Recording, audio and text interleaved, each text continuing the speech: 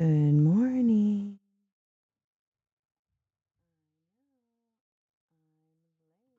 I know I'm late.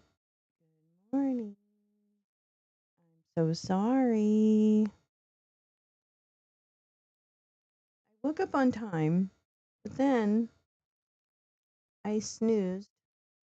And then, good luck, Jay Rance. Where are you going? I have a 10 a.m. appointment. Oh, Jay Rance, I love you. Good luck at your appointment. Good morning. I'm so sorry. I'm so sorry. And soon, Lolo. One of these days, Lolo. Yes, my camera is still on the fritz. You know what it is? It's a nails. Oh, that sounds like a lot of fun. That sounds like fun. How do we know it's the real Lolo? I don't know. You will. You will know soon. I'm gonna get it fixed.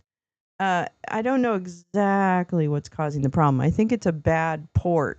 You know what I mean? Do you ever have a bad port? You ever have one of those? Where your port's bad? Oh my god, I love coffee. I just had my first sip of coffee. Oh my god. Oh my god. Oh my darling. Oh my darling. Oh my darling Clementine. It's any bad port in it, Badger, Badger, Badger, Badger. Teresa is here. Wait, I'm on top chat. Wait, I'm on top chat. Whoop whoop whoop. J Rance, I love you.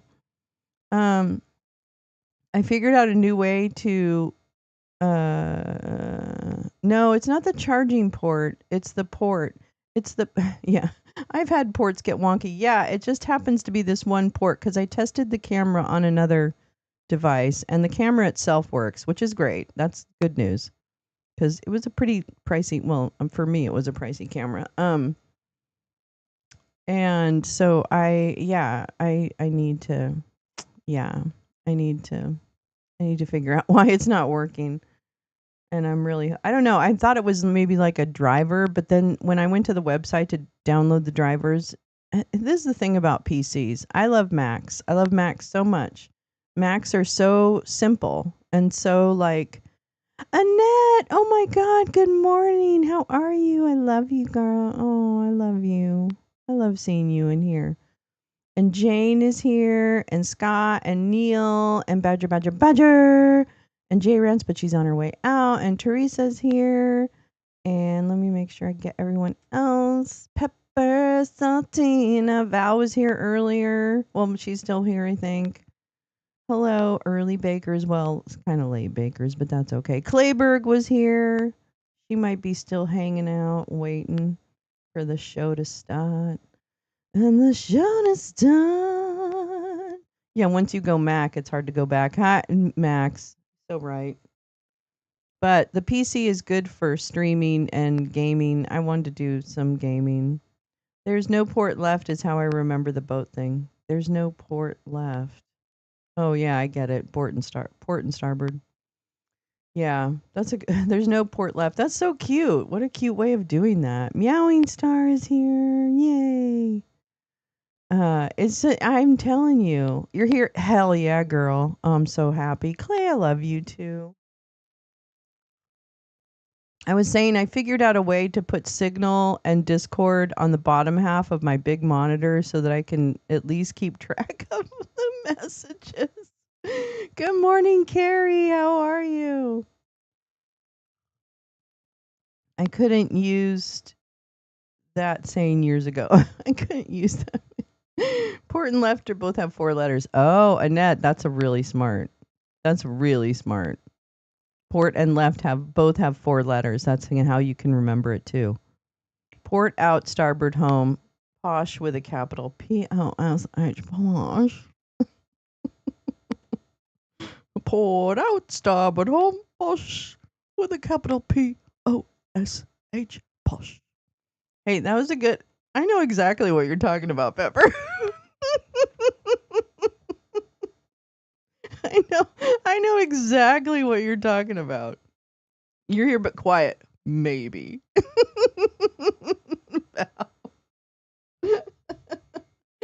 Oh my god, that's funny.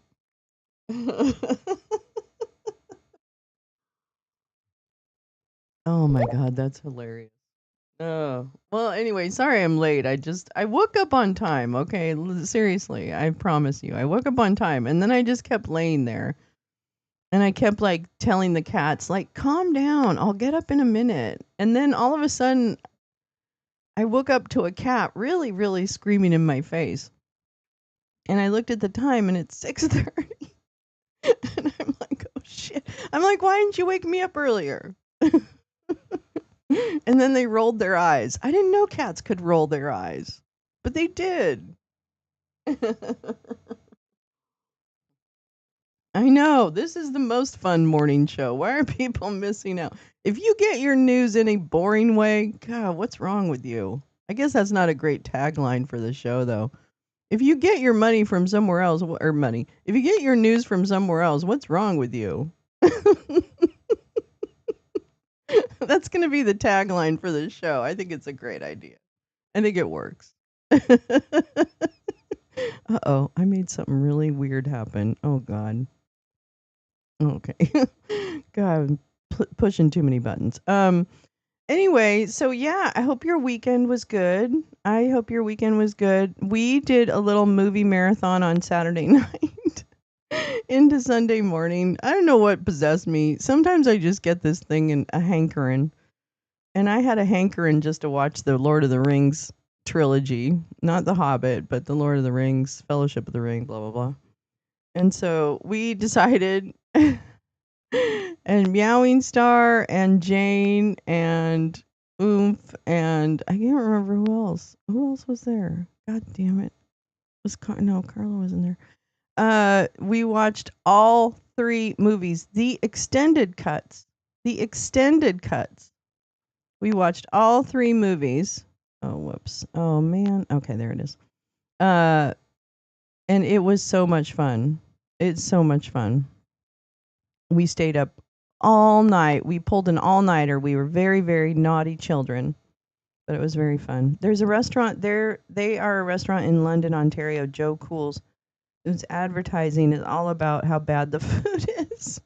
It was very popular for decades, maybe still going. That's cute. It was a fun watch. Oh my God. First of all, Meowing Star, let me tell you, Meowing Star has like a knowledge of the books and the lore and the mythology around them that is far deeper than I have. I have not. I started reading the first book and then I couldn't get into it. But I was younger. I was a nerd then. And oh my God, just having all the context and all the lore and all the it was such a great chat. It was the most wonderful chat to watch that movie with. I thoroughly enjoyed that. I can't tell you, and I've done that before where I've watched all 3 movies at once. I've done it like twice before. And this was by far the most enjoyable viewing of that. There were no elves at Helm's Deep. That's right. Where were the elves? Anyway, it was fun. I had a lot of fun. Next game, 3-day marathon so we can keep up with signs and meowing. I know. I know between oomph and meowing, it's like, oh, this is great.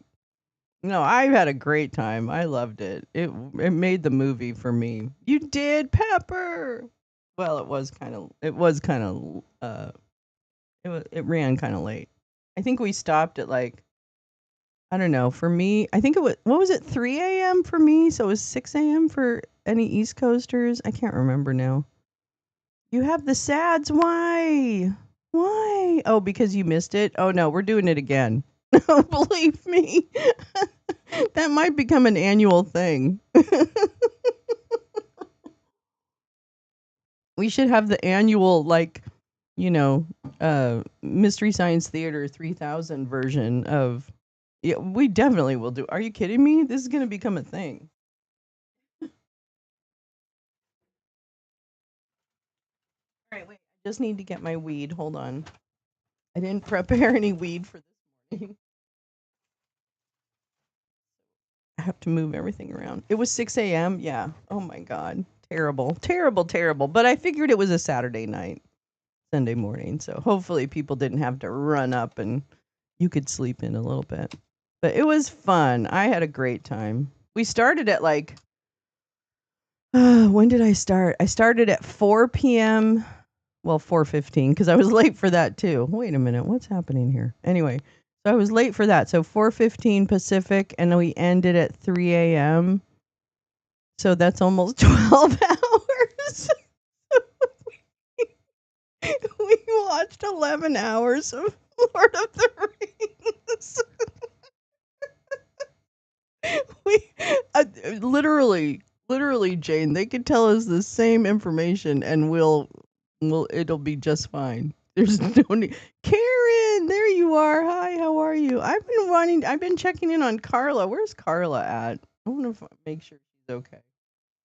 But yeah, we're definitely doing the annual Lord of the Rings marathon. It's like what is it? It's like a slumber party. I slept through part 2. It's the one I like the least anyway. Yeah, Jane, that's smart. If you have a movie that's not your favorite, that's the one you sleep through. Mm. Ah. P.S. Meowing and Signs can just they can. They could just tell us the same info. It's fine. Oompa Meowing got this. They got the commentary down. It was great. It was great. I'm telling you. I was like thoroughly enjoyed that. It was really something.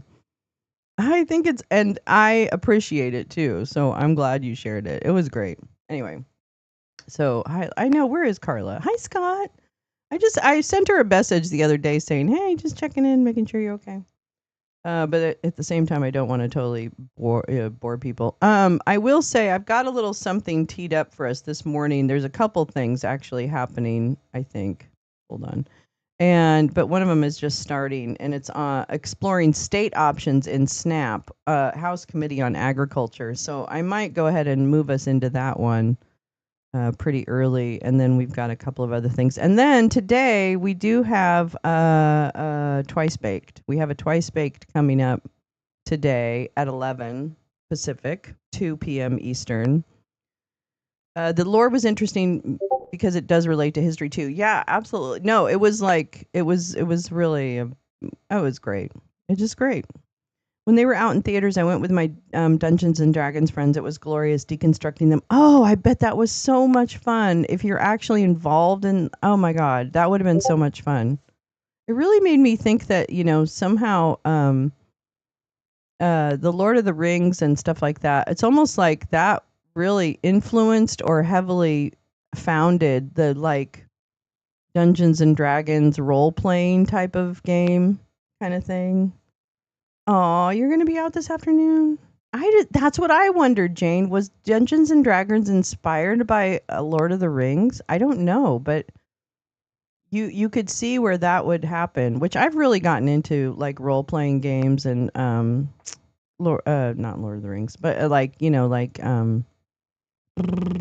well, like Baldur's Gate is kind of like a Dungeons and Dragons concept, a battle role play kind of thing. I really enjoy those. I thought they're really fun. I get killed all the time, so if there's a battle involved, I'm probably not your girl. But I've definitely got a lot of heart. I've got a lot of heart. All right, but first, for some people that don't have a lot of heart, check the litigation history over trademarks. Oh, interesting. Good morning, Oomph. That's very interesting. Hmm. Well, well, well, well. Well, well, well, well, well. So yeah, so for today we have a couple of I was too, Jane. Oh my God, we've lived like parallel lives. I actually am very late to the whole like fantasy sci-fi genre and have really been interested in the pieces that I've been exposed to so far. But I feel like I have a lot of work to do when it comes to my base knowledge and those types of things. I was never a big person that was into that. Speaking of a person that's not into that, this is the House Committee on Agriculture, And so we're going to find out what they're talking about when it comes to SNAP. And then we're going to go on to something else, but we're going to start here. So away we go. Woo, woo, woo. Wait, let me make sure I'm all turned up and off and everything else. Oh my God. Okay, here we go. I know, he looks like a Republican. Mr. Finstad. I'm Mr. Finstad. Ah. Entitled Exploring State Options in SNAP. After brief opening remarks, members will receive testimony from our witnesses today, and the hearing will be open to questions. In consultation with the ranking member and pursuant to Rule 11E, I want to make members of the subcommittee aware that members of the full committee may join us here today. Good morning, and welcome to this morning's hearing on examining state options in the Supplemental Nutrition Assistance Program known as SNAP. Thank you to our witnesses for being here today and for sharing their expertise on this very important topic. Before getting to the main focus of today's hearing, I want to set the record straight on reforms to SNAP included in the Working Family Tax Bill, or H.R. 1, and dispel some of the false narratives I know we will hear in this room today. First and foremost, H.R. 1 protects and strengthens SNAP's ability to serve our most vulnerable neighbors in need. We are stopping federal and state executive overreach that has eroded once bipartisan work requirements for able-bodied adults without young children. We are finally creating real accountability incentives for states with high payment error rates, which I will remind everybody hurts the participants first and foremost. And we are protecting they like to say that, but it never really ends up hurting them first and foremost. Annual SNAP bill that increased by close to 70% in 5 years. No one in this room should be defending $10 billion a year in federal SNAP benefits going out the door incorrectly. Nor should they defend 40% of able-bodied adults without children on SNAP living under state waivers of work requirements without the economic conditions to warrant them. But this was the status quo before H.R. 1. The facts are that this program was on an unsustainable trajectory, and H.R. 1 is putting it back on a better path. SNAP must be based on the goal of reaching nutrition independence, financial independence, and the American dream. I also need to address the ongoing fear-mongering by some of the leaders in my home state of Minnesota. I also need to go back to school for remedial reading. Cuts bill and how they will affect and impact our counties. Minnesota, along with 9 other states, has chosen to administer SNAP at the county level. In fact, this is one of several state options that Congress allows. I want to be very clear and set the record straight. States are not required to push SNAP costs, neither administrative nor potential benefit cost, to the counties.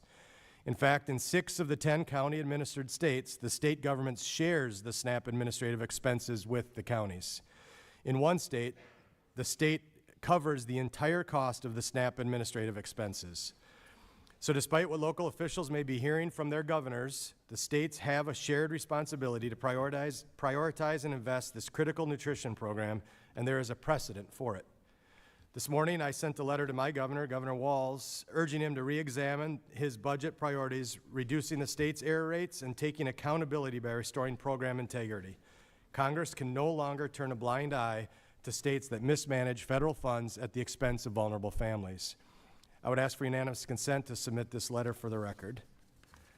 I hope Governor Walz will work with me and other local officials to ensure Minnesota meets the intent of H.R. 1's historic reforms.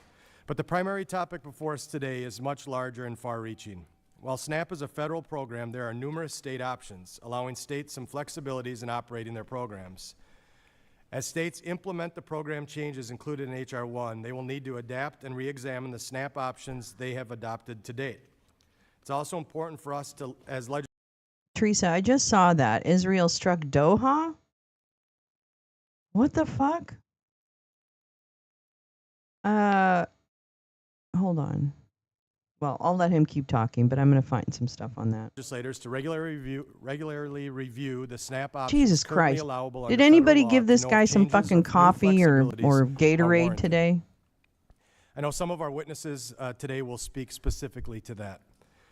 State options in SNAP are large in scope, impacting eligibility criteria, benefit levels, and even in what counties federal work requirements are in effect. It may come as a surprise to people that SNAP gross income and asset limits set in federal law are not actually the law in 44 states. This is something we need to address in this body. Now more than ever, states will need to carefully examine each state option, knowing how it will impact staffing, program costs, and most importantly, error rates.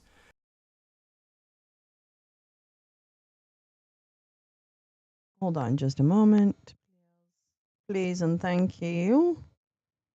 Hold on. I think I have something.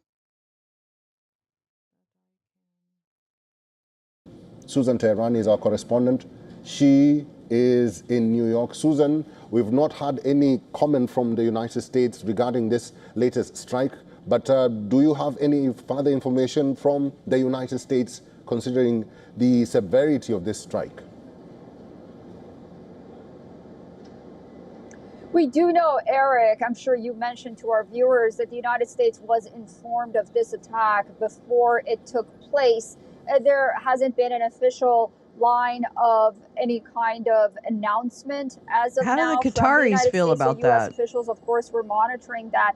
But really a first of its kind after a very long time. This reminds one of Israel's attack on Ismail Haniyeh in Iran. You may remember it was on the 31st of July 2024, where Haniyeh, who was a political leader of Hamas, was killed in a residential apartment building in Tehran as he was visiting Iran at the time. He was killed along his personal bodyguard. So this was sort of outside the corridors of Gaza or Palestinian territories, and it was in another country, that being Iran. And now we're seeing this attack against Hamas leaders, or one leader, as we know, for now, al-Haya, in another country, in Doha. Of course, the U.S. Embassy in Qatar, as you mentioned and talked about with our guest, has issued a shelter-in-place order. We did, just speaking of Iran, we did hear from a spokesperson from the Iranian Foreign Ministry. He has slammed the Israeli attacks targeting Hamas officials in Doha as being a dangerous violation of international law. This is according to Iranian media. I can tell you what Ismail Bagheri, who is the Iranian Foreign Ministry spokesman, told State TV. He said that, quote, "This is extremely dangerous and criminal action is a gross violation of all international rules and regulations, a violation of Qatar's national sovereignty and territorial integrity." Of course, Qatar has also come out and blatantly condemned this attack, calling it cowardly. As far as we know, this assassination attempt happened, the attack happened and was carried out while the negotiating team was talking about a proposal put forth by the United States to resolve the Gaza conflict. And in addition to that, we also have a statement from the Islamic Jihad, which says Israel's targeting of Hamas leaders is a blatant criminal act. We also have a statement from the Prime Minister's office in Israel, which reads, "Today's action against the top terrorist chieftains of Hamas was a wholly independent Israeli operation. Israel initiated it, Israel conducted it, and Israel takes full responsibility for it." Susan, probably if we're talking about the ifs and don'ts or what will happen next, do you think there will be repercussions against Israel, considering the severity, again, of this attack in Doha?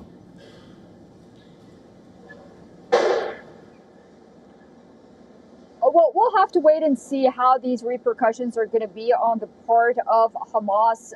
Many analysts and experts believe that there is going to be either widespread condemnation from different leaders or praise from Israeli allies. For example, Israeli opposition leader Yair Lapid right now just put out that it was an exceptional operation. He is the current head of the Israeli opposition, of course. Congratulations. Okay. The Air Force, All right. IDF, Shin Bet, and all security forces. The basics. Bibi Netanyahu is a war criminal. Oh my God. I just find it hard to believe the Qataris would be okay with having an assassination take place on their soil. It seems like it's going to become a bigger thing than it is right at the moment. I don't know about you guys. Maybe you're smarter than I am when it comes to this stuff, but this seems like a particularly brazen assassination. And I don't know what members, they said that the negotiations were going on at the moment. I don't know that if that means whatever teams were which teams were there, that kind of thing. I don't know. This seems like it could become much more of a problem than it seems to be on the surface. Okay, let me read this stuff because this is really good. As a disabled person, SNAP is a lifesaver. Yeah, SNAP is actually a lifesaver for a lot of us, a lot of people. I've used it in the past, and I'm telling you, I think it's an amazing program that needs to stay, and if nothing else, get richer. And people need to stop telling people what the fuck to eat, because I hate it when people tell people what to do. You know, it's like, oh, I'm going to give you this assistance that you've, paid taxes for and stuff like that. So it's like, not that you haven't contributed to it, but then I'm going to also tell you exactly what you can buy with it. No, fuck you. That's not dignified. I'm sorry. I think of it as human dignity. And I just think it's ridiculous. Yeah, BB is, yeah, I guess he is, but he's scared of going to prison too, I guess, which is absolutely ridiculous. DOJ is investigating a Texas A&M professor for teaching that transgender. What? Oh, meowing star. I can't fucking believe this fucking administration. It is just like a head slam every fucking day. It's another slam of your head into the wall. Okay, here we go. This is about SNAP. Switch gears back to SNAP and food aid. I look forward to learning more from each of our witnesses today about how states and counties are utilizing these program flexibilities, the impacts they have on administration and participation, and what things we should be thinking about as we look forward to the future of SNAP. Ms. Green, Mrs. Bevins, and Ms. Schmitz, thank you again for being here today. I understand Ms. Green and Ms. Schmidt have never testified before to Congress. We look forward to hearing from you today. With that, I'd like to now welcome the distinguished ranking member and gentlelady from Connecticut, Mrs. Hayes, for any opening remarks that she would like to give. Thank you, Mr. Chairman. I want to first welcome our witnesses to the very first subcommittee hearing on nutrition and foreign agriculture in the 119th Congress. As the ranking member of this subcommittee, I came to Congress to work. I care very deeply about this issue of food security. And yet, 9 months into the year, 21 weeks into the session of Congress, and 9 weeks after the largest cut to food assistance in the history of our nation, we are finally here to explore state options in SNAP. Unfortunately, the problems our country faced 9 months ago have only been exacerbated by the reconciliation bill passed in July. I've noted that the chair referred to it as the Working Families Tax Cut Bill, or often H.R. 1. I don't know what any of those things are, but what I do know is that the, quote, one big beautiful bill that was passed by Republicans in July has already begun to hurt Americans. Americans are feeling the high food costs, higher rents, more expensive health care, child care, and energy costs. Republicans said that they are looking to address waste, fraud, and abuse, but their one big, beautiful bill does nothing to address the actual fraud that is happening right now to SNAP recipients. Criminals are stealing EBT card information and taking food assistance away from those it was intended for. The bill does nothing to address the need to transition EBT cards to more secure chip cards to avoid this type of theft.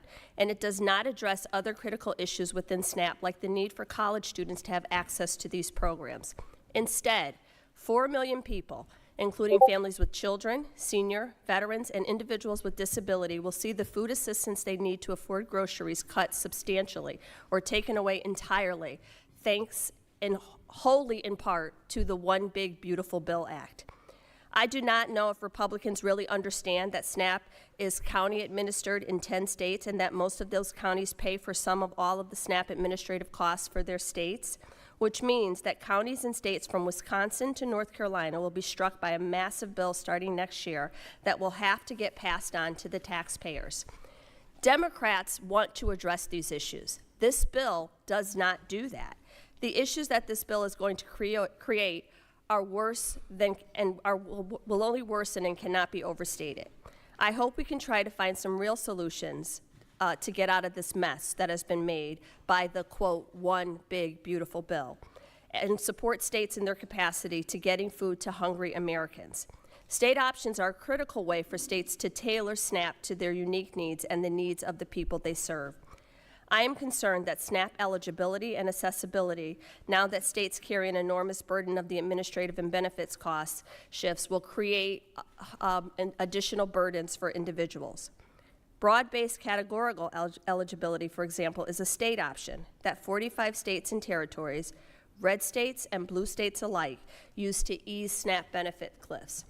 It allows participants who get a slight raise at work or pick up an extra shift to continue to receive food assistance instead of getting kicked off of the program entirely and left with less money than before.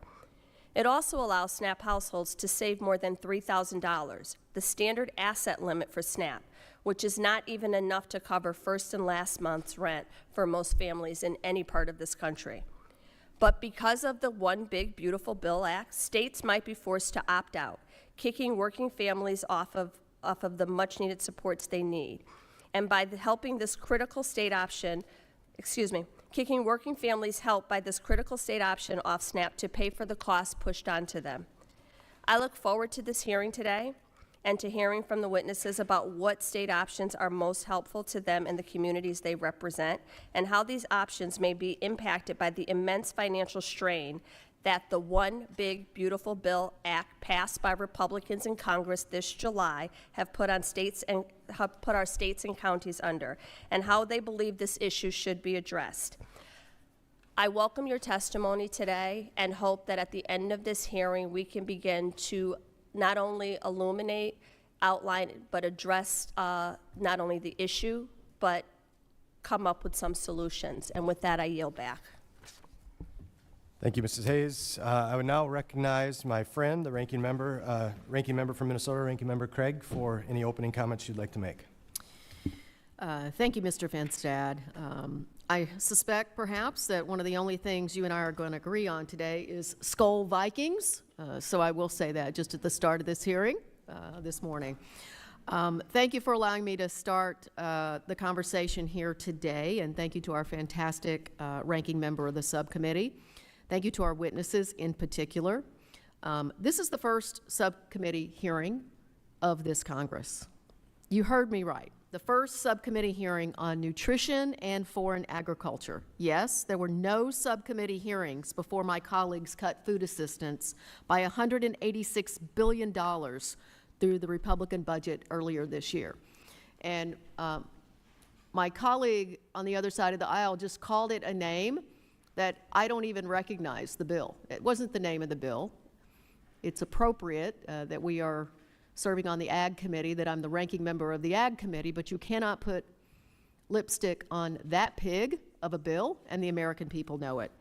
We cannot talk about state options without putting them in the broader context of that partisan process, which resulted in a massive unfunded mandate onto states and counties, including in my home state of Minnesota. I met with Minnesota SNAP administrators here last week in D.C. Counties in my state are wondering how they'll successfully make the programmatic changes demanded by the Republican budget, while also cutting staff due to the major reduction in administrative funding.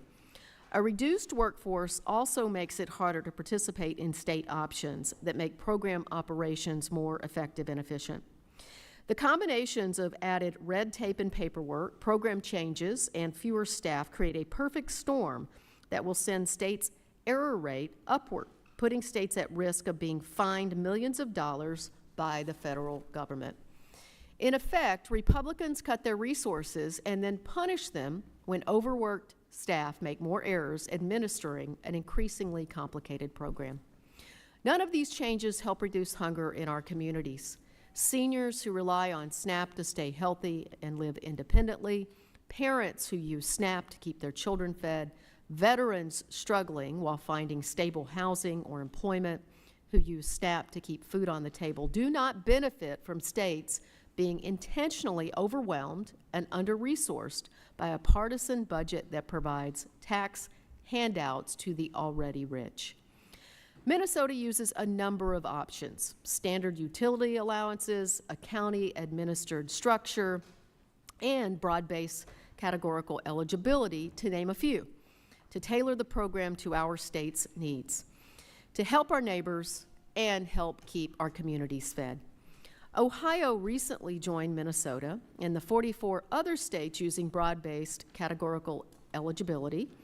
Last June, they opted in to, in their words, create a sliding scale that encourages people to earn more by slowly reducing their benefits as their income grows, providing an incentive to accept promotions and pay raises knowing that they won't immediately lose benefits. Lawmakers in Alaska also recently passed legislation opting into broad-based categorical eligibility, specifically to help with their error rate and speed up application review timelines. When this change went into effect a couple of months ago, an Alaska Department of Health spokesperson said it will, quote, result in faster, more streamlined eligibility determinations for many households, which will improve timeliness and reduce the risk of errors associated with incomplete or delayed documentation.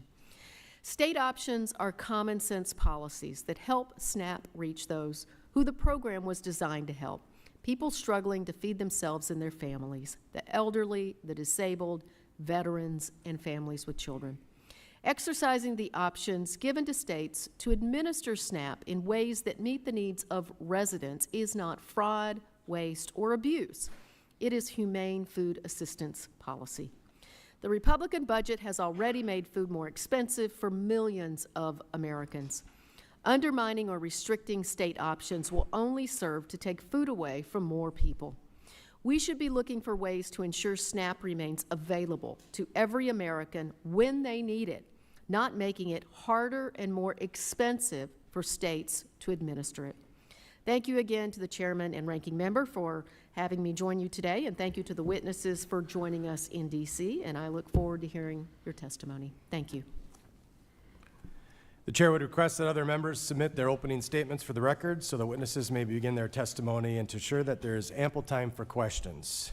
So I'm going to introduce the witnesses here. Our first witness today is Ms. Chloe Green, the Manager of Food and Nutrition Services at the American Public Human Services Association.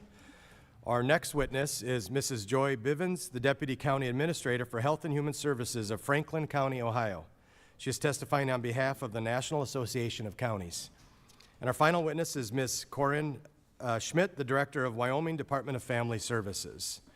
Thank you all for being with us today. We'll now proceed with your testimony. You'll each have 5 minutes. The timer in front of you will count down to 0, at which point your time has expired. And just to give you a heads up, there's a few other committees going on right now, so you'll see members coming and going. Trust me, it's not you, it's us. And we'll be here as much as possible. So thank you all for being here, and we'll start with Ms. Green. Please begin when you're ready. Chairman Finstad, Ranking Member Hayes, and distinguished members of the subcommittee, thank you for the opportunity to testify today on behalf of the American Public Human Services Association and to contribute to this important conversation on SNAP, a vital program serving more than 40 million people in our country each month. APHSA is the bipartisan nonprofit membership association that for over 90 years has represented state, county, and city human services agencies. Our members represent the executive leaders who report directly to their governors and the subject matter experts who oversee programs like SNAP, TANF, child welfare, and child care.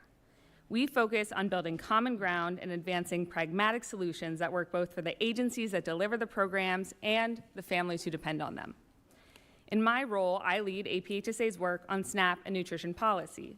I began this work during the onset of the COVID-19 pandemic and worked closely with state SNAP directors through both the emergency response and the unwinding.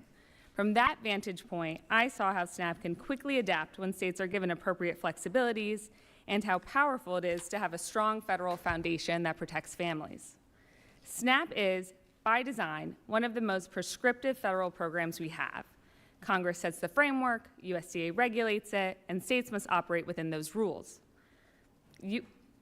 Eligibility rules, benefit levels, and key components like quality control and payment error rate measurement are all federally defined.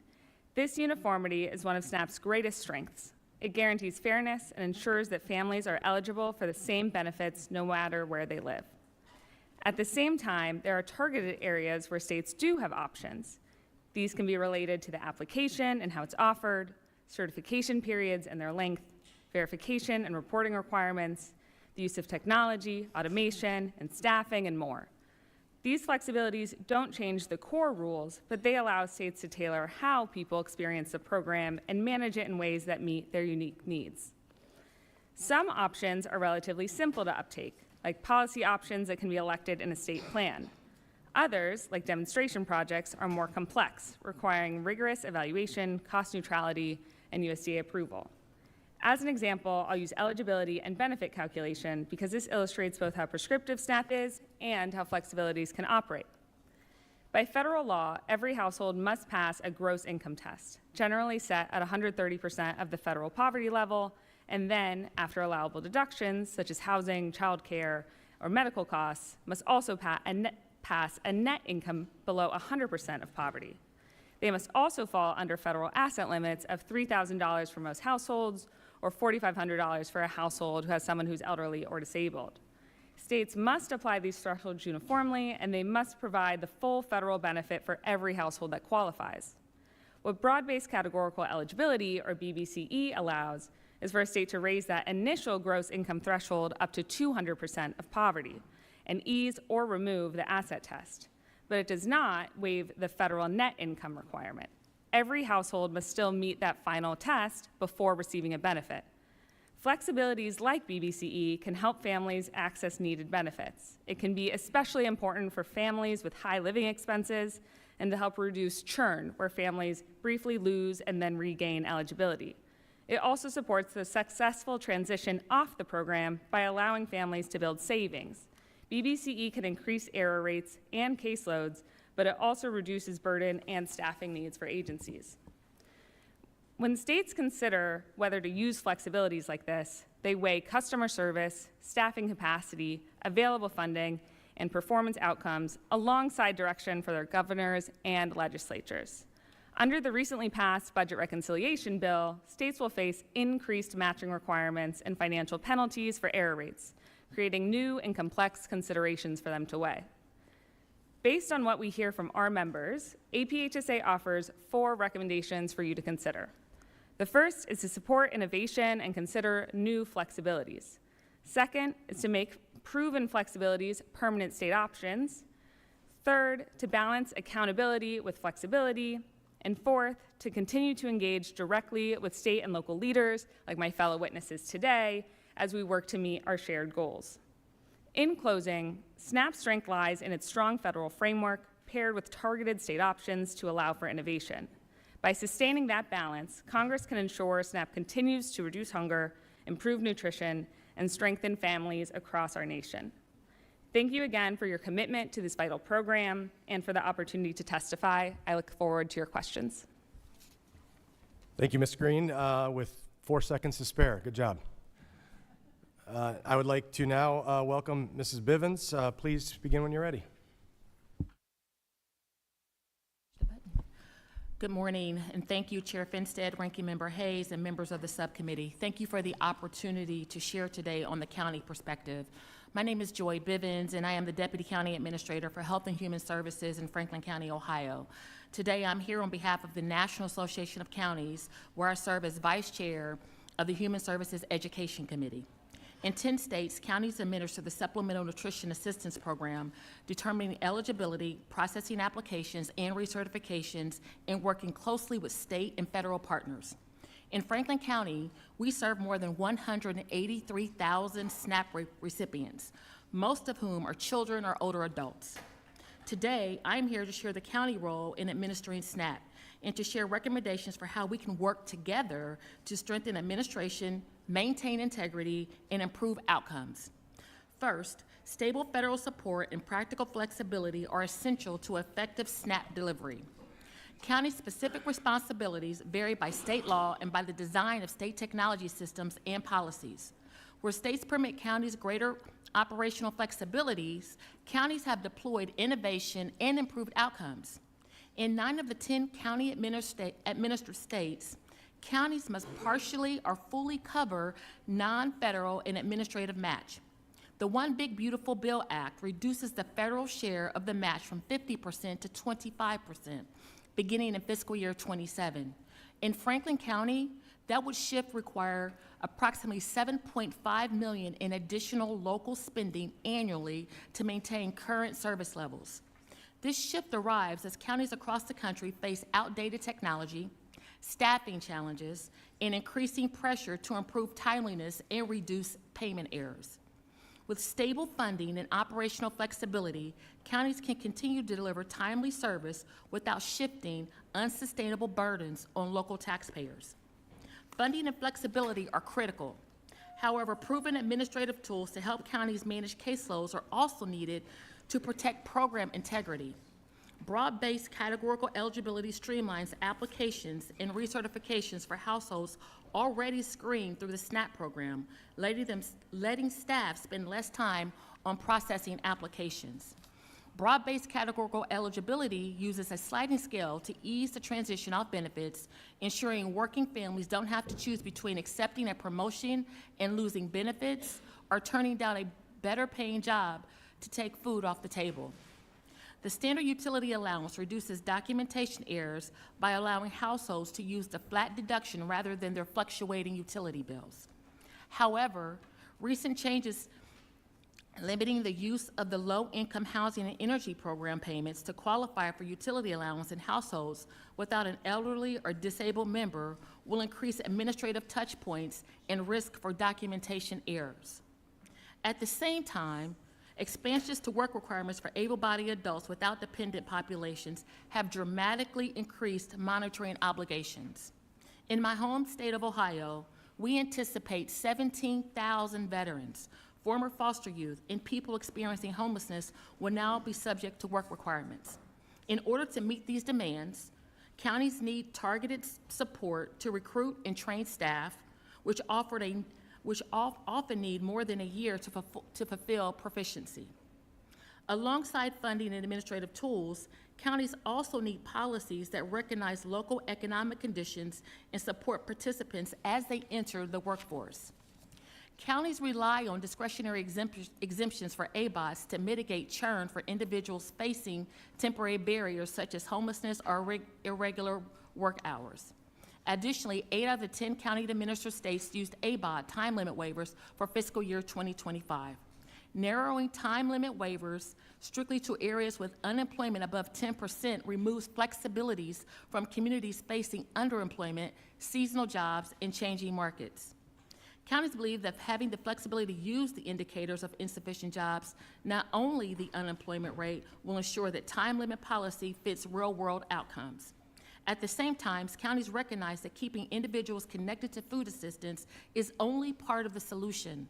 Long-term stability comes when residents are able to move into steady, good-paying jobs. This is where SNAP employment and training in E&T plays a vital role. SNAP E&T gives counties a vehicle to help participants build skills, connect to work, but counties face hurdles with complex reimbursements and reporting requirements and expansion. By simplifying these processes, Congress and USDA can help counties add more providers in high-need areas and strengthen local workforce pipelines. Thank you. Thank you, Mrs. Bivens.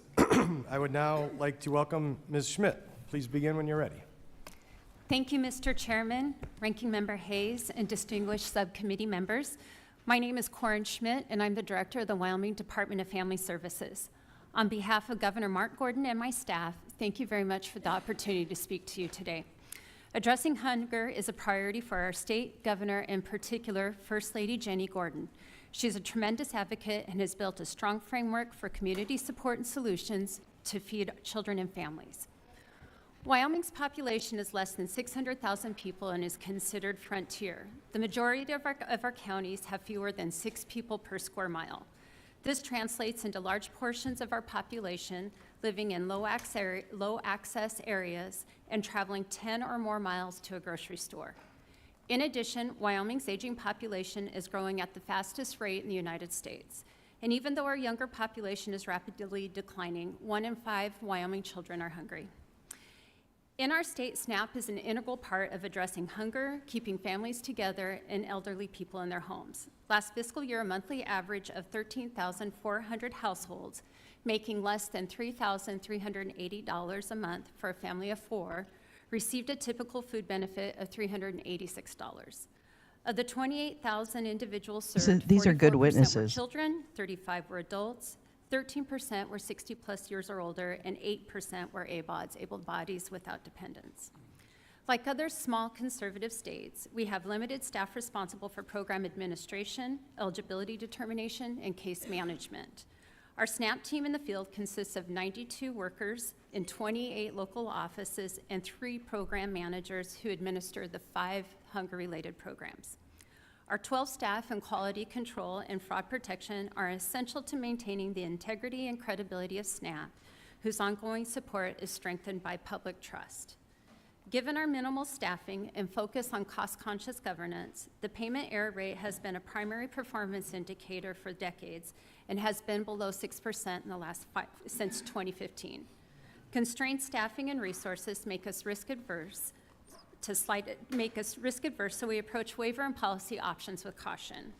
The rate is susceptible to slight changes in policy and casework. Any deviation requires careful consideration. We vet opportunities through small pilot programs, research, and extensive conversations with other states. We look at lessons learned to assess the benefit and risks to program accuracy and integrity, then refined our eligibility processes to balance efficiency and accountability. We also attribute our successes to the strong partnership between our eligibility field workers and our program managers at the state level. The positive relationship between the caseworkers and the program managers allows for frequent and planned communication that promotes honesty and hard conversations. A focus on quality control and fraud detection is critical to maintaining ongoing public support for SNAP. We implemented front-end eligibility, which is a fraud detection tool used at the time of client application. Front-end eligibility allows us to investigate potential fraud before an application is approved and a benefit is issued, thereby avoiding the pay and chase model where we have to go back and collect. In the last 2 years, we've prevented almost $1 million in fraudulent benefit issuance. As states increase their financial contribution, please consider our ability to tailor program and policy changes to meet our needs. The current scope and regulatory structure of waivers and options do not give us the full ability to make sound economic choices on behalf of our clients and residents. For example, Wyoming is facing challenges with our rapidly growing elderly population that will not be able to generate income through work. Wyoming's low-income elderly would benefit from a waiver removing the asset limit for households receiving a Social Security benefit under a designated threshold. As mentioned, whenever policy changes occur, error rates often rise temporarily as eligibility workers adjust to new procedures. We believe a hold harmless period that begins after guidance is issued would allow error rates to stabilize and ensure appropriate and effective implementation. Last, we welcome a dialogue regarding meaningful outcomes that more accurately define a successful program. Error rates are a sound indicator of regulatory and programmatic compliance. However, it is also possible to define success as a family that, as a result of temporary participation in SNAP, achieves self-sufficiency through strong job training and education programs. Thank you again for the invitation and the opportunity to showcase Wyoming's hard work and successes, much of which is due to the hard work of our DFS family. Thank you. And the people in your state. Ladies, thank you for your testimony. At this time, members will be recognized for questions in order of seniority, alternating between majority and minority members, and in order of arrival for those who joined us after the hearing convened. You will be recognized for 5 minutes each in order to allow us to get as many questions as possible.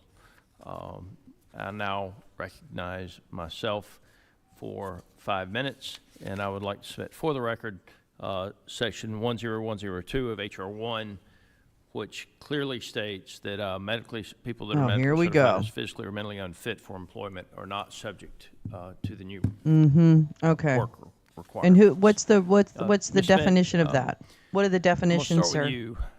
because you noted in your testimony that Wyoming looks to other states for lessons learned from adopting certain policy options and waivers. Can you give us specific examples of that? Yes, Mr. Chairman. We have a strong network with other states in regard to a lot of conversations with our policy people. So, for example, it was suggested that we entertain a waiver that looks at client statements around assets and client statements around expenditures.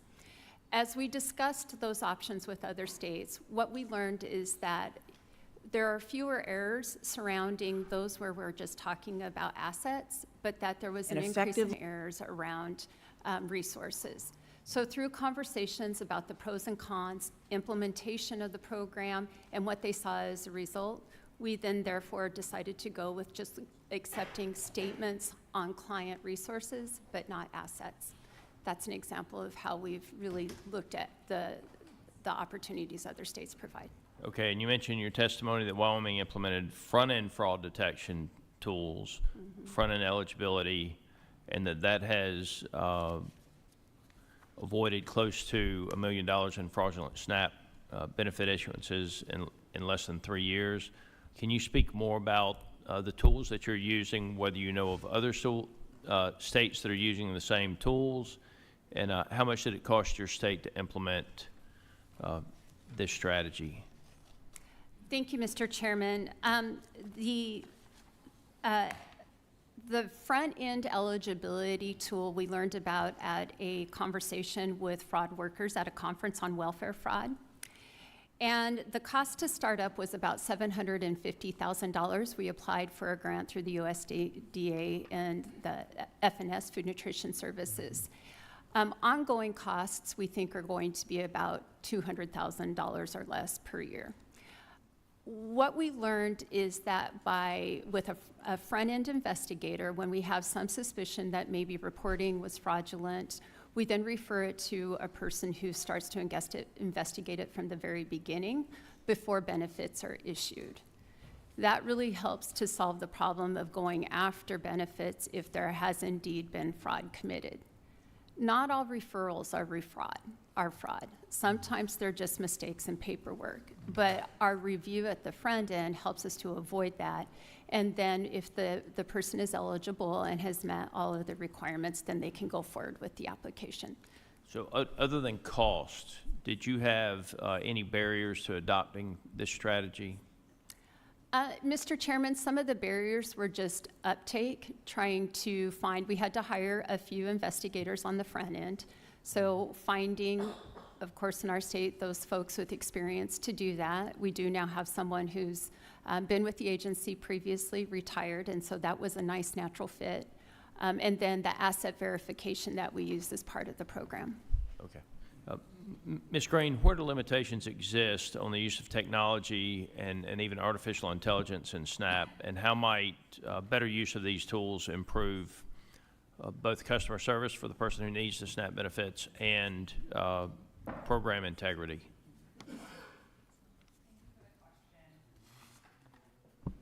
Thank you for the question.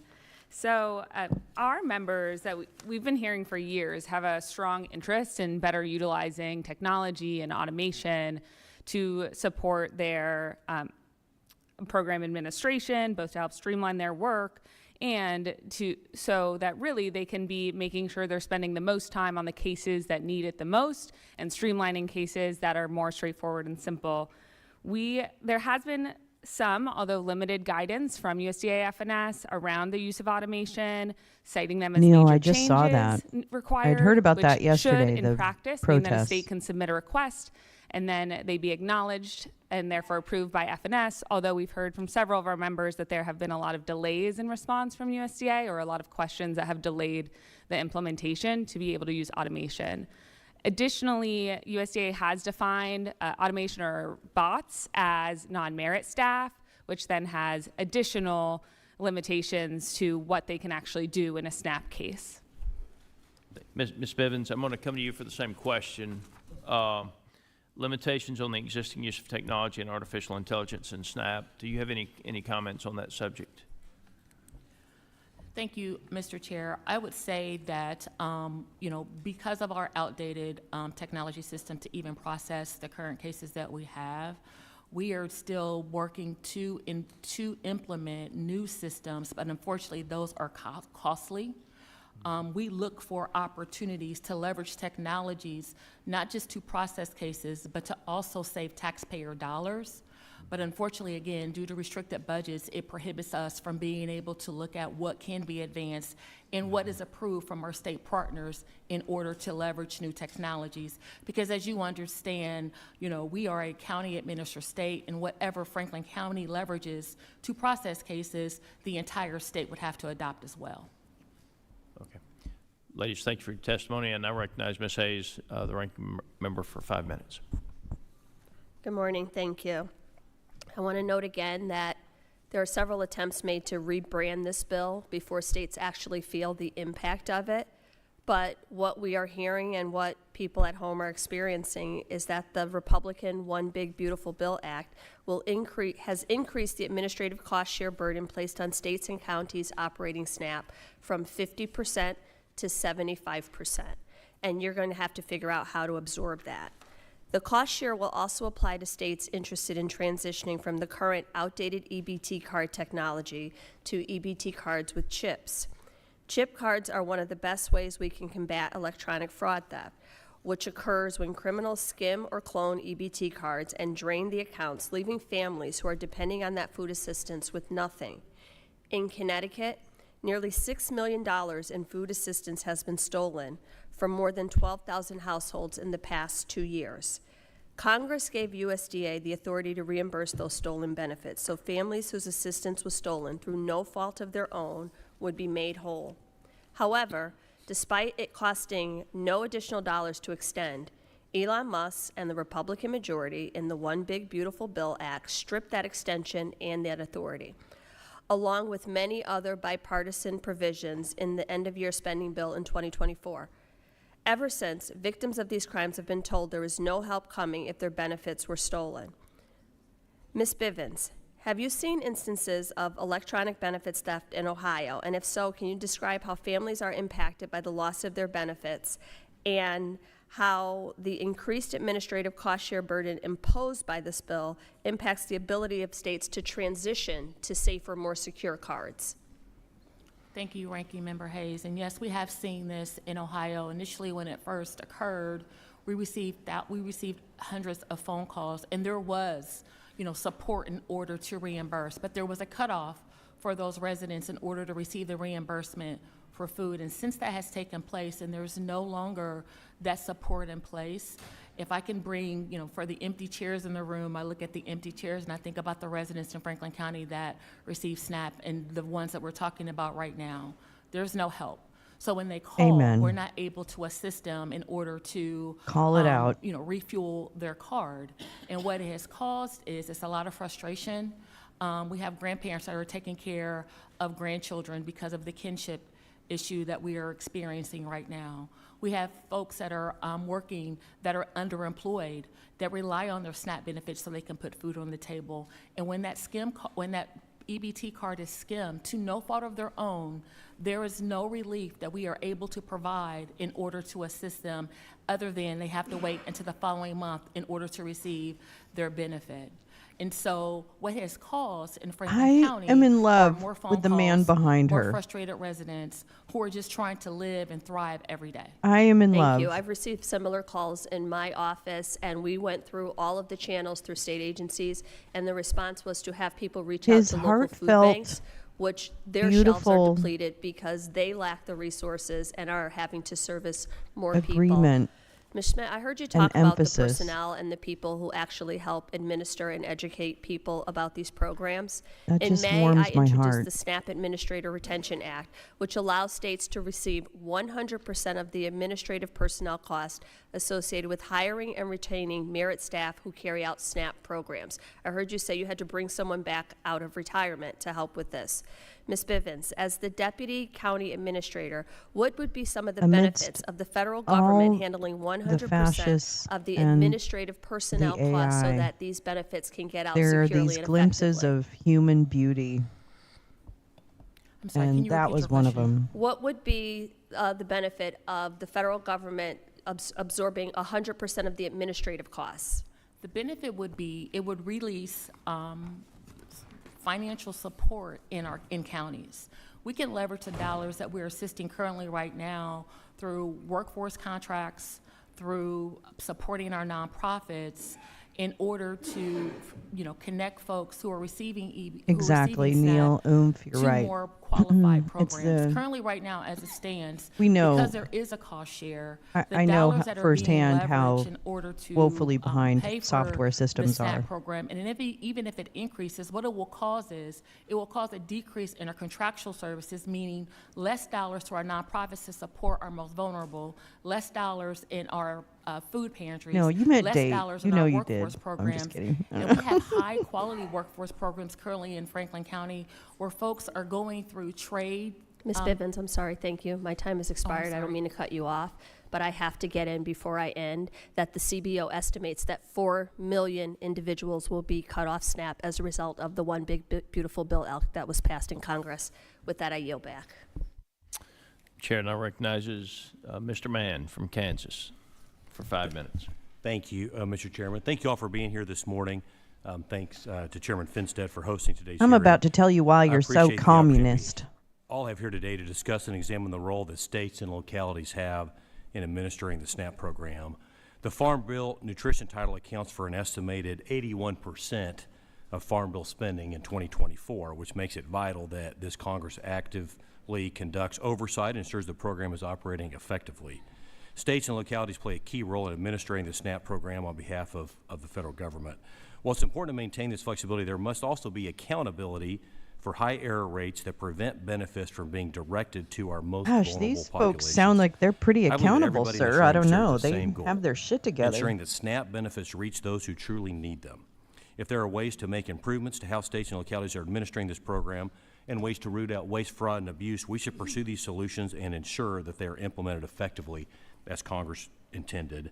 I just have a handful of questions, and again, I appreciate all three of y'all being here this morning. First for you, Ms. Green, you mentioned in your testimony that using BBCE, states can confer SNAP eligibility to households who receive non-cash TANF benefits. From the USDA website, it looks like almost every state that uses BBCE considers brochures, pamphlets, 1-800 numbers as TANF benefits. How does this policy actually practically work? And do states simply hand someone a brochure that has been funded with TANF dollars and confer category SNAP eligibility, or is there more to it than that? Thank you for the question, Representative. So in states, TANF is a block grant, so they can operate their TANF program differently as opposed to how SNAP is more prescriptive, as we have been talking about today. And so because of that, I can't tell you exactly how it works in every state, and I'm not working there on the ground. But I do know that what happens is, or what can happen is that when someone qualifies for a benefit, they can receive a pamphlet in the mail, for example, or in an office, and then if they go to apply for SNAP, they have to show that they have received that in order to then be able to use the BBCE benefits, such as above to 200% gross or the increase or waiver of the asset limit. Thank you. Next question for you, Ms. Schmidt. In your testimony, you spoke about bringing field and program leadership together every month, which is something it sounds like that you do. It seems like practically everyone should be doing that. But what have you discovered in these meetings, and can you point to improvements that wouldn't have happened otherwise? Thank you, Mr. Chairman and Representative. The conversations get very technical, and it's through those technical conversations then that both the field and the program managers can understand maybe strategies that are going to be more appropriate. I think the relationship is important in that program managers don't assume through the regulatory scheme what they know is to be true. And also, I think from the field perspective, that not everything that is suggested to them is because we're being mean. So the relationship between the two, I think, really create the opportunity for brainstorming and very on-the-ground issues. So in a given community, if we see something that's popping up, it's kind of a heads up to the rest of the state and to leadership to start looking at it, and then strategies develop as a result. I agree. Thank you. And last question for you, Ms. Green, back on you. In your testimony, you mentioned how Congress should support innovation if states are asked for funding to adopt automation and AI. How do you ensure that these investments actually reduce fraud and improve accuracy? You know how you do efficiency that, instead of just stupid? sending It's called a blank grant check? request. And in the grant request, there's Thank you for the KPIs. question. And that means think, it's key performance of course, indicators. And when I talk to members, it's Oh my always front God. and center that accuracy is essential to the program, and that there needs to be ongoing partnership with people like partners at the USDA to ensure that that's happening. In things like demonstration projects, when they're used, they do require rigorous evaluation for the state and separate quality control measurement of cases that are impacted to be able to measure things like fraud. Really, when I'm talking about supporting innovation, it's that states do want to try new things, but we need to not let perfect be the enemy of the good in preventing them from even trying new innovations because of how strict different requirements are. Yeah, great. Well, thank you again for being here, and with that, Mr. Chairman, I yield back. All right, I now recognize Ranking Member Craig for 5 minutes. Thank you, Mr. Chairman. You know, what I've learned here in my short time in Congress is that everything that happens in those closed-door House conferences, whether it's the GOP or Democrats, it always leaks. And so what I'm noticing here this morning in the subcommittee hearing is really a reflection of what happened in a House GOP conference, where Lisa McClain is pushing my colleagues to hit the new, quote-unquote, working families messaging.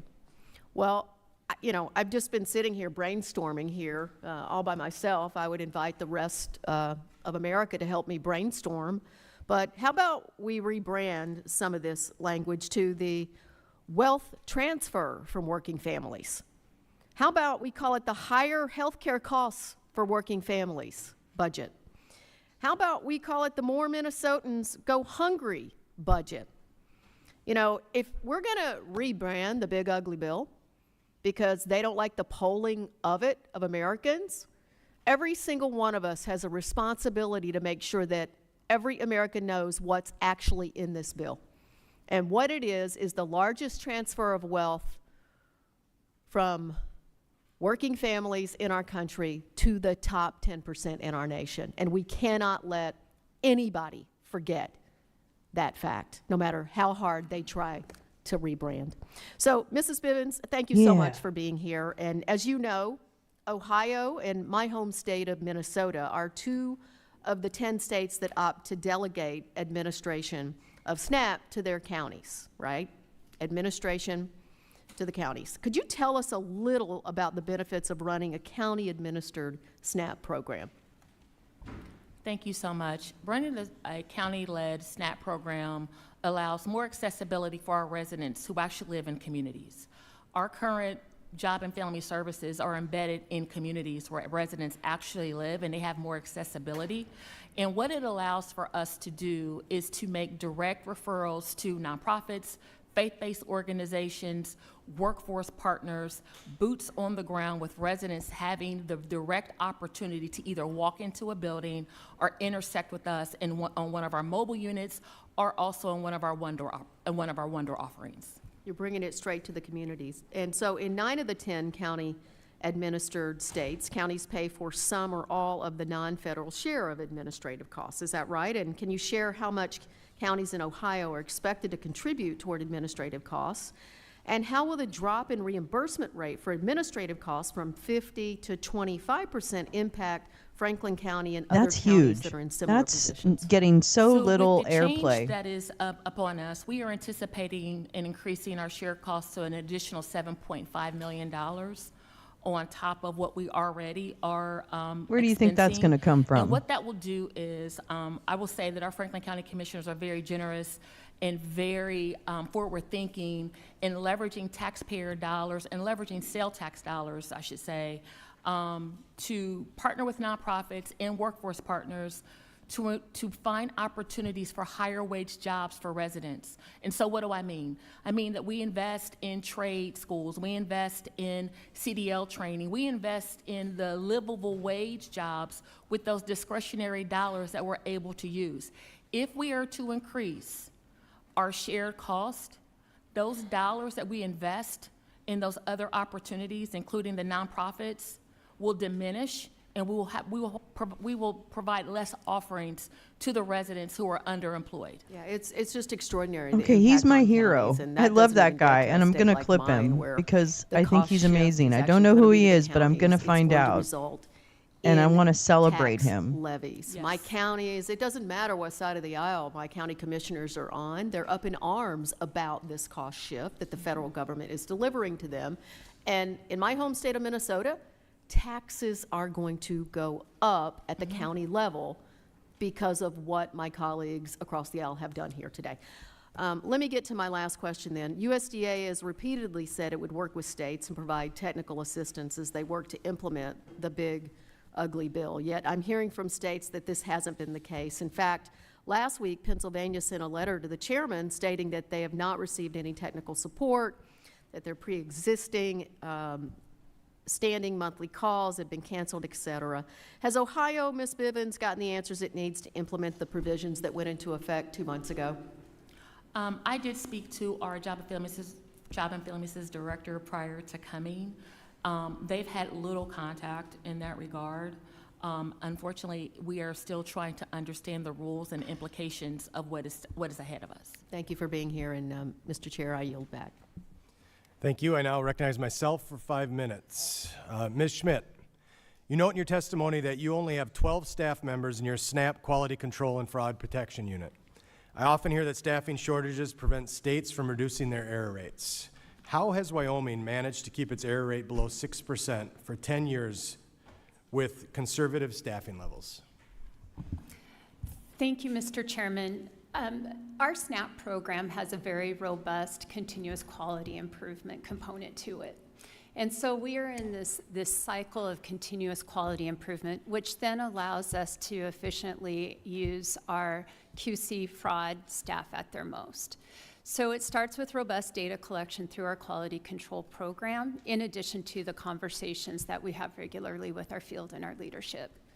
Based on all of that, we have a thorough understanding of what's happening with our program at any given time. We can see trends, we can look for problem spots, which then allows us through our quality control process to be able to identify what it is, the rate, the error rate, and then make the adjustments. So basically, we're efficient. Because we have a pretty consistent process to how we review our quality control information, it helps us then to identify fraud easier and then make the referrals as necessary. Also, the front-end eligibility component has really helped us along the lines with a limited staff. Thank you for that. Mrs. Bivens, going down this road a little bit about specifically around the 10 states that administer the SNAP program at the county level, do you think it's fair that decisions made by governors and state legislatures that increase the cost of SNAP, such as seeking work requirement waivers and expanding SNAP via BBCE, are forced on counties and they are expected to foot the bill? And so if I can answer, Mr. Chairman, if I can answer it this way, I think that what we are ultimately dealing with are folks who are underemployed. SNAP is a tool, is an anti-hunger program, and unfortunately, folks are not making enough, and the cost of living has increased, housing has increased, and these costs are not incurred by the individuals who are impoverished. It's incurred by living. It's just this is where we're at in society. And so when asked if it's fair, I don't know if I can answer that, but I would say I don't think it's fair for rules to be implemented to individuals who are just trying to live every day, particularly children and senior citizens. So just to be crystal clear, though, the governors and the state legislatures of these states are making the decisions to seek the waivers, but the counties then foot the bill to administer the programs. And so I think collectively together that governors and counties need to work together in figuring out what is appropriate in order to ensure that large portions of our populations are thriving in our community. Yeah, so thank you for that, and I'll just make it crystal clear, in Minnesota, that's not happening. The counties are not having a seat at the table. Specifically, when it comes to the waivers, they're always Oh, on the well, what do you receiving think end your of the party should administrative do about costs, that, sir? and they get what they get. Ms. Bevins, another question. As you know, if states are able to get their error rate below 6%, the benefit cost share would be $0. So given that all but one of the county administered states, including my home state of Minnesota, have payment error rates above 6%, how is NACO working with counties to get error rates down? So we are working together with NACO. We have standing meetings similar to my colleague to the left. We have similar meetings where we can cross and share ideas on what is working and what is not working in our areas. The error rates are, as you know, for multiple reasons. It could be, user error, or it could also be, unfortunately, on a client error, not understanding what to submit or when to submit. So as we're working with NACO, we're working in exchanging ideas from some of our colleagues from across the nation on what we can adopt and deploy in Franklin County that will work to decrease our error rates. Thank you for that. I appreciate your time this morning. I will now. Okay, I'm going to switch us up here just a little bit so we can get caught up on what is happening over here. Yeah. Yeah. Okay. This is the one I want. Yeah. Okay. Wait a minute. Move him over here. Yeah. Hold on. Hold on. No, lady, we don't want to see you right now. I'm really sorry. Hold on. We have something attack to do. took place, but Axios, the news agency Axios, is I now know, reporting it's Sky News. I that really the US officials have apologize. said they were only notified after the Israeli missiles were already in the air and that they Thought had we'd get no a quick chance to update. be able to influence the events. That may be, you take that for what it is, either convenient for the Americans to say that or perhaps it is true. We will find out more, I hope, from the news conference with Caroline Levitt shortly, but no word at all yet from the president himself. Yeah, we will all be watching and listening to every word. Mark, for the moment at the White House, thank you. We are also getting reaction from Egypt saying that Egypt strongly condemns the Israeli attack on Doha. That coming from the president's office.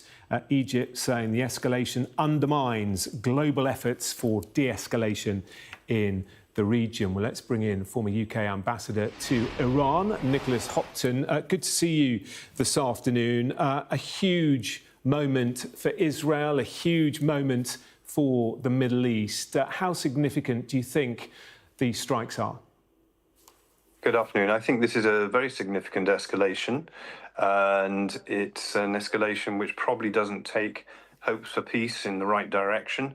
I think it effectively jeopardizes meaningful Gosh, negotiations. it's almost as if if Bibi indeed doesn't there have want been meaningful peace. negotiations, which I don't is know. Call possibly me not the case. crazy.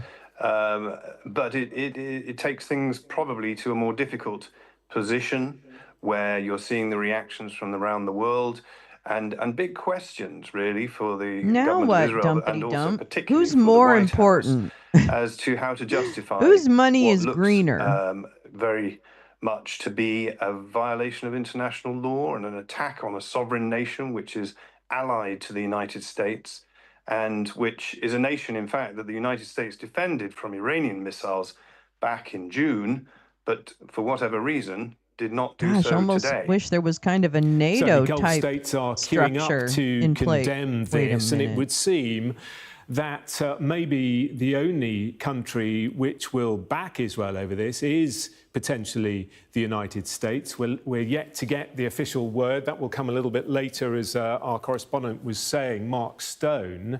I mean, if that is the case, it almost gives Netanyahu carte blanche to do what he wants. I think two things I'd say to that. The first one is, yes, Prime Minister Netanyahu does, and his government do seem to be behaving outside of international norms, violating international law in the eyes of many.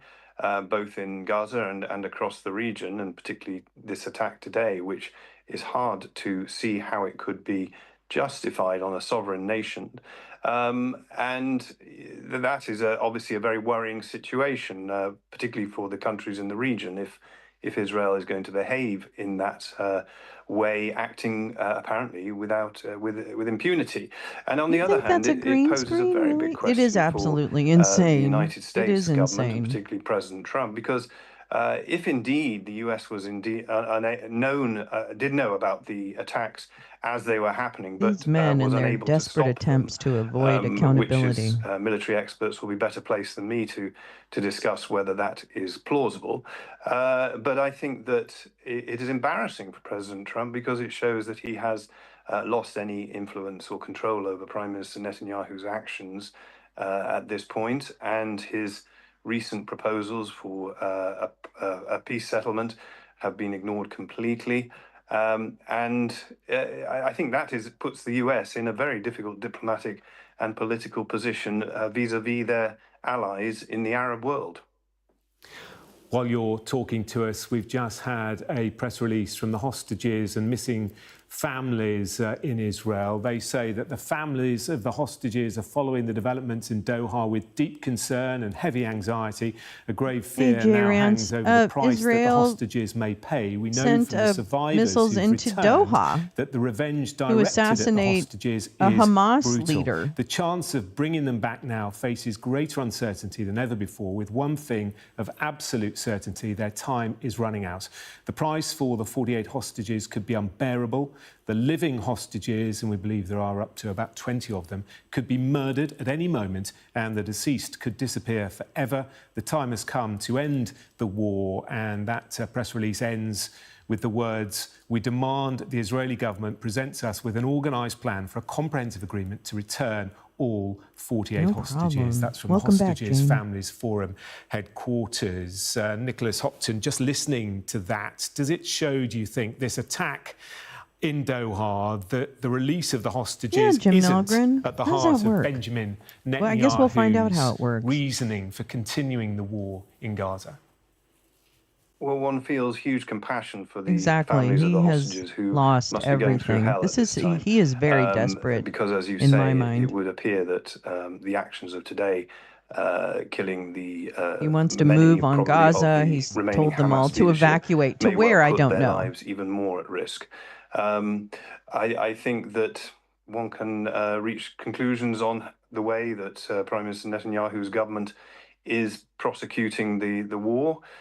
In some ways, he will be able to say, yes, I've delivered on one of the promises I made after the atrocities, the appalling fucking terrorist attacks of insane. 7th of October 23. God, these He'll be able fascists to are say, fucking I have insane. destroyed Hamas to an extent. But one wonders, of course, how that will play out for future generations, the thousands of children who've been orphaned in Gaza and the many others who've been impacted by this extended conflict now coming up for 2 years. So it doesn't look as if the Israeli government I has guess been we'll find out. engaging, particularly prioritizing the return of hostages as it takes actions like this and accelerates its takeover of Gaza on the ground, Gaza City being its main focus at the moment. So a very bleak day, not only for the families of the hostages, but also for the Palestinians in Gaza and the West Bank, and I think for the Middle East generally. And as a diplomat, you'll be well aware that before October the 7th, with the Abraham The Accords, official statement Israel was from normalising Qatar relations, that I wasn't it? Building put on the screen bridges earlier in the Middle East. did Well, not this surely approve. sets back things many, many years. Well, we'll have to see how that plays out. It's very fluid at the moment. It's fragile, but the Abraham Accords do still exist with those countries in Arab countries that signed them following diplomacy under the last Trump administration, and they were paused effectively following the Hamas terrorist attacks. But it's hard to That's see what how I they thought, Jay. will I be think that improved this seems or to have stepped over a spread line. I further to almost other feel like countries people are in in shock. the light You know, like, of the way how are that people going to the conflict respond? is escalating. I can't imagine how it's at the White House. And should negotiations Or I guess he probably continue knew. at some I don't know. stage, in some form, where on earth would they take place now? Well, the reaction of the Qatari government has been outraged, understandably. Majid al-Ansari, who is the Prime Minister's right-hand man, spokesman on these issues, and an experienced diplomat, today has said that Qatar will not tolerate this kind of violation of its sovereignty. I think also the Qataris may conclude There's his post. that they have tried their best, and they've gone through repeated rounds of negotiations and mediation with the Egyptians and the US in partnership, trying to I'll put bring that link peace in between the chat. parties over the last almost 2 years. But if neither of the parties are engaging with sincerity, as seems to have been the case often, whether one side or the other, and the situation is now drawing Qatar itself into the firing line. I imagine there will be questions asked within the Prime Minister's office in the Amiri Diwan in Doha about whether or not Qatar still has a role to play in trying to bring peace to the conflict. I've just had a little bit more from Prime Minister Benjamin Netanyahu and indeed the Defence Minister Israel Katz. If you're okay to hang on, Nicholas, for one more moment, it would be good to get your final thoughts on what is said. The Prime Minister says that he instructed all security agencies to prepare for the possibility of thwarting the leaders of Hamas. Forgive me, I can't remember now. The Defence Minister fully supported this proposal. The statement goes on to say this afternoon, in light of an operational opportunity and in consultation with all heads of the defence establishment, with full backing, the Prime Minister and the Defence Minister decided to implement the instruction given last night to the IDF and Shin Bet, which did so in a precise and optimal manner. The Prime Minister and the Defence Minister believe that the action was completely justified in light of the fact that this Hamas leadership was the one who initiated and organised the October 7th massacre and has not stopped launching murderous actions against the State of Israel and its citizens since then. I would be surprised if anybody retaliated, well, except for Iran. Yesterday's attack in I would believe Jerusalem. Iran would retaliate, but I don't think Ambassador to Qatar Iran, would. Nicholas Hopton. Just a final thought from you then on I don't what the think Prime Minister and Defence Minister had to say there. Would retaliate. Well, it doesn't seem to me. In doubling down on justifying their action today, the military strikes on residences in Doha. But I don't think those statements. I mean, I'm not sure. Do we know how many people were killed by these strikes? How does that account for? How is that justified under international law? Violating the sovereignty of a state, and also trying to explain where the US stands in all this, which arguably is the most important question that will be analysed in the days to come, particularly as we go to the UN General Assembly in New York in the coming weeks, and where there's discussion about the future of a Palestinian state scheduled. So this is going to be in the focus for the next few days. And perhaps the most difficult questions to answer are actually now for the White House. So it'll be interesting to see what the White House spokesman has to say later on today to explain the US position on this, not least to their Qatari and other Arab allies who will wonder what kind of a security ally the I have Reuters as saying, hold on, I'll show you so that you can believe me. I have Reuters as saying Israel alerted the U.S. about its Doha strike plans, White House official says. And that's all there is on this story. There's nothing else on that particular part of it. But that's the thing. There's someone from the White House has confirmed that the U.S. knew about this strike ahead of time. So that seems like an important point. That was brought in earlier has been lifted, and the security alert issued previously is no longer in effect. That coming from the US Embassy in Doha. Some other breaking news for you, not related to the Middle East. Back here in the UK, Kent Police are saying that they were made aware by the Coast Guard of an incident in the Channel involving a small boat just after. Thank you, Sky News, for being there for us. Okay. All right. Okay. Let's see. International law is made up of the customary and traditional behavior of states. Ugh. Such behavior, uncensored, creates standards. So much for the Abraham Accords. I mean, what a. I don't. Well, I no. I think it's there were Hamas leaders there, Jane. So let me show you exactly. Hold on. Whoops.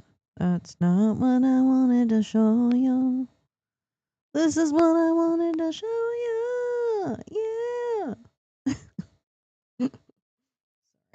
Sorry. Okay. So this is Reuters. Good old Reuters. Doha Blast Live. Okay, so it said they were going after leadership. Targets included top negotiator,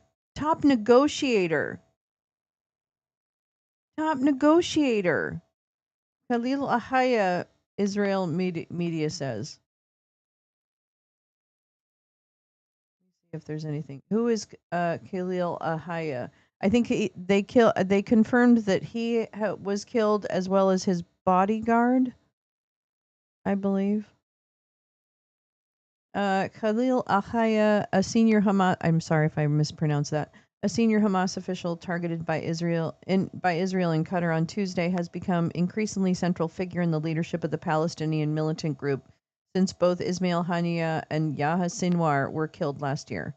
At the heart of the ceasefire negotiations during the war that erupted almost 2 years ago, Haya has been widely seen as the group's most influential figure abroad since Haniyeh was killed by Israel and Iran in July 2024. He is part of a 5-man leadership council that has led Hamas since Sinwar was killed by Israel last October in Gaza. Born in the Gaza Strip in 1960, Haya has been part of Hamas since it was set up in 1987. In the early 1980s, he joined the Muslim Brotherhood, the Sunni Islamist movement from which Hamas emerged, along with Haniyeh and Sinwar, Hamas sources say. In Gaza, he was detained several times by Israel. Haya has lost several close relatives, including his eldest son, to Israeli strikes in the Gaza Strip, and is a veteran member of the Islamist group. All right, so that is the story on him. Oh, yeah, Nepal. Hold on.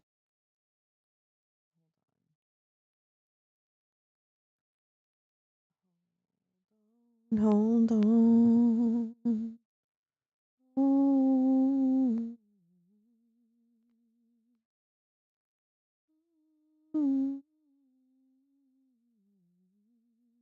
Okay, here we go. Here we go. Here we go. Here we go. Here we go. Again from Reuters. Nepal's political survivors swept from office by fury at protest deaths. This is from this morning, updated an hour ago. Here's some video. Former Nepal Prime Minister KP Sharma Oli's home was set on fire by protesters on Tuesday. After he resigned from office as anti-corruption demonstrators defied an indefinite curfew and clashed with police. Calling it like a Gen Z.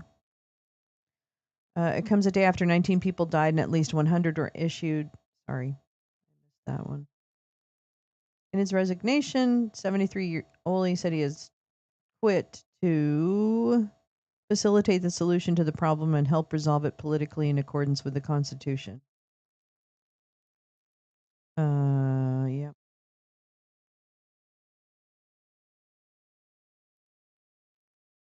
The unrest is the worst in decades in the poor Himalayan country as protesters also set fire to other politicians' homes. Nepal has struggled with political instability and economic uncertainty since protests, blah, blah, blah, monarchy. Sorry. You know what? It's people get very, very upset when they are living in difficult and impoverished situations. And at one point, you got to do something about it. And you have to help the people.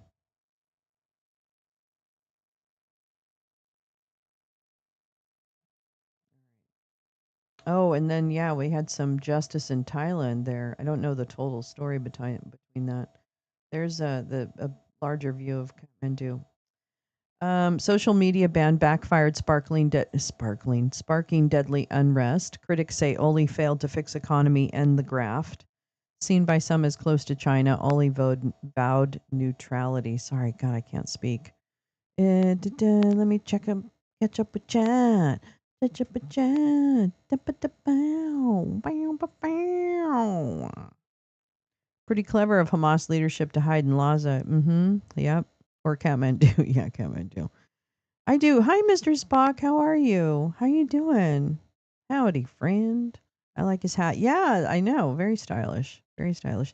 Oh yeah, the Japan prime minister and then the France government fell apart too, right? Man, and nobody can keep their job right now. What's going on? Come on, girlies. What's going on with you? You can't keep your jobs? What's the matter? Sometimes drastic measures are necessary. Well, I mean, that's the thing. When people are poor and angry and taken advantage of, uh, they're going to be pissed.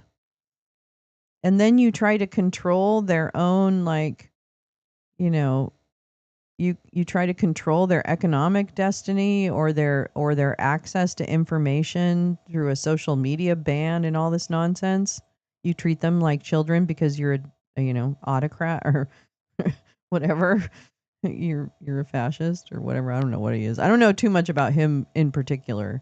I do have some good friends that live in Nepal or from Nepal, but I don't know much about his particular presidency. But it doesn't sound like it was going very well. I don't know. I love Spocko. I love Spocko. Sometimes, yeah. My diagnostic says I'm Fandango today. Fuck yes. Fandango Tuesday. We are having a documentary tonight. I just can't remember the name. I'm so sorry. But we are having a documentary tonight, and it's not to be missed. But again, I just can't remember the name. Okay, so I'm really high. Because while we've been watching things, I've also been smoking a lot of weed. I admit it. All right, let me show you what's happening with in Nepal. Go ahead and read this. Okay, Nepalese communist leader KP Sharma Oli was sworn in as prime minister a year ago, promising stability and jobs, but resigned abruptly on Tuesday after the worst unrest in decades amid accusations of corruption and authoritarian rule. Oh, Jim says Qatar is Hamas's number one supporter. Yeah, I think that was known, like widely known. So I don't feel like that's a surprise to me. But it also feels like a surprise though, because Qatar has really remained, or at least has on the outside looked neutral to both parties in this particular conflict. But again, who am I? I have no idea what I'm talking about. No, I've been a bargain basement Yoda for years. Fuck yeah, well, that's good. That's good. You gotta make your own kind of music. Sing your own special song. Make your own kind of music, even if nobody else sings along. That's what I believe. That's your song for today. I want you to, that's the earworm. You just need a tambourine. Okay, sorry.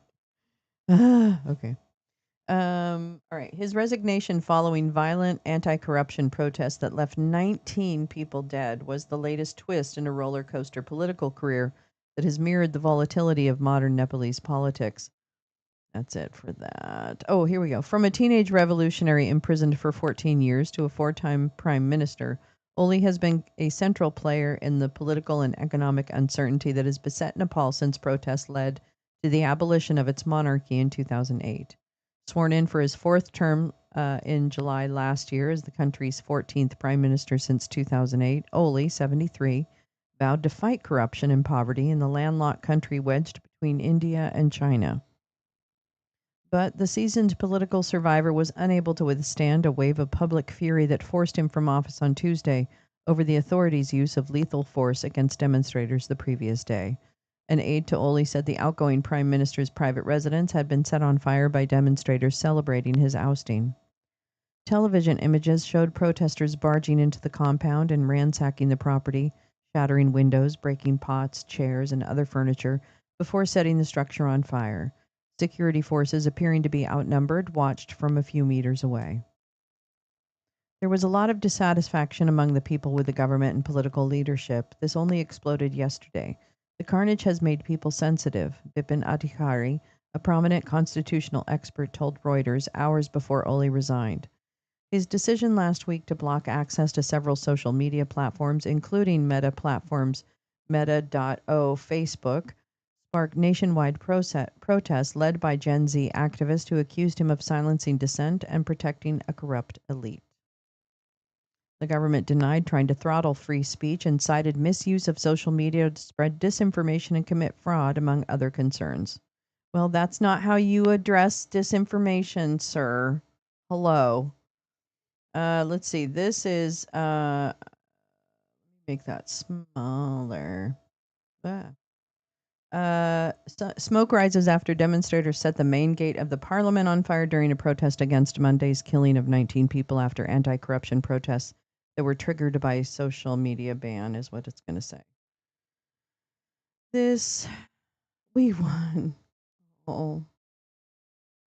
A demonstrator writes on the Parliament building during a protest against Monday's killing of 19 people.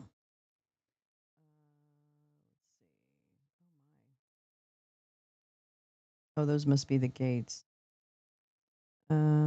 Smoke rises from the Parliament complex following fire set up during a protest against Monday's killing. And that looks like his residence. Oh, no, sorry. That's the Supreme Court of Nepal. Smoke rises from the Supreme Court after being torched. Oh.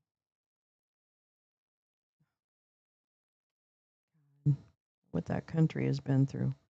Demonstrators celebrate after entering Parliament complex during a protest. Protesters also blamed Oli for many of the Himalayan nation's ills, saying his latest tenure as prime minister was marked by entrenched corruption, economic stagnation, and authoritarianism. Nepal is one of the world's poorest countries, and political instability has discouraged investment. Hello? And hobbled its economic development, forcing millions of young people to seek work mainly in Malaysia, South Korea, and the Middle East. And there is a huge human trafficking issue with Nepal, both into India, being trafficked into India and beyond, and within Nepal. But a lot of also migratory trafficking, if you will, moving them from Nepal to another country. So it's bad. Let's see. Okay. Born in 1952 in eastern Nepal, Oli's early life was marked by hardship. His mother died of smallpox when he was 4. His family was displaced by floods, forcing him to live with his grandparents. He entered politics as a young activist aligned with communist ideology and was imprisoned for 14 years during the 1970s and 80s for opposing the monarchy, an experience that shaped his political outlook and public image. He was a founding member of the Communist Party of Nepal, Unified Marxist-Leninists, or CPN-UML, and became prominent nationally, developing an ability to forge political alliances. He held key ministerial roles, including as Interior and Foreign Minister, and served 4 times as Prime Minister. Oli first assumed the premiership in 2015 at a time when the blockade of its border crossings with India left the country short of fuel and medicine for several months. His government responded by signing a transit agreement with Beijing, ending India's monopoly over Nepal's trade route. Both Asian giants have been locked in a high-stakes battle for influence in Nepal, and Oli's fall will be closely watched by India and China. Considered by some political watchers to be closer to China, Oli adopted a tougher line with India in his first term as he whipped up nationalist sentiment while altering Nepal's map over disputed land by including territories controlled by India. But he told Reuters in 2022 that Nepal, under his administration, would be neutral and non-aligned. Interesting. Wow. Very interesting. All right, my friends. Let me check in with everyone. You remember that song? Make your own kind of music. That Hardy's jingle. I know. We listened to it. Remember? We listened to that. I know. The songs that pop up out of this group are so wonderful. Yeah, I'll do some Mama Cass. Mama Cass. All right, my loving friends. I'm coming back this morning. I'm coming back. Here's the thing. I think I'm gonna come back. I know, right? It's smoke time. It's time to bake. Yeah, Mr. Spock is right. Yes, twice baked today. But I think I'm coming back an hour earlier than I said. So I was going to come back at 11 for this thing that's going to happen at 11. Then there's another thing at 11:30. I mean, there's like so much shit happening today. But Caroline's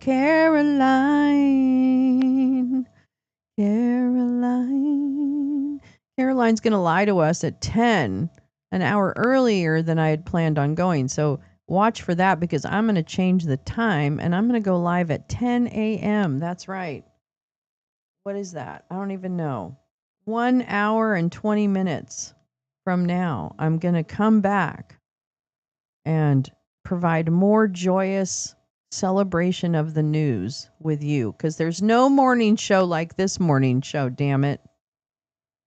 Yes, 1 p.m. ET, 10 a.m. Pacific, 1 p.m. ET, 10 a.m. Pacific, 1 a.m. ET, 1 p.m. ET, 10 a.m. Pacific, 1 p.m. ET. Okay. Anyway, really adore you guys. Thanks for spending some time. Yeah, and 2:30 Newfoundland time. Annette. Annette. We got our newfies. We got our newfies here. Our good newfies. All right. I love you guys. I'll see you soon. Bye. Yeah, 12 Central. That's right. Okay. Bye. Thank you.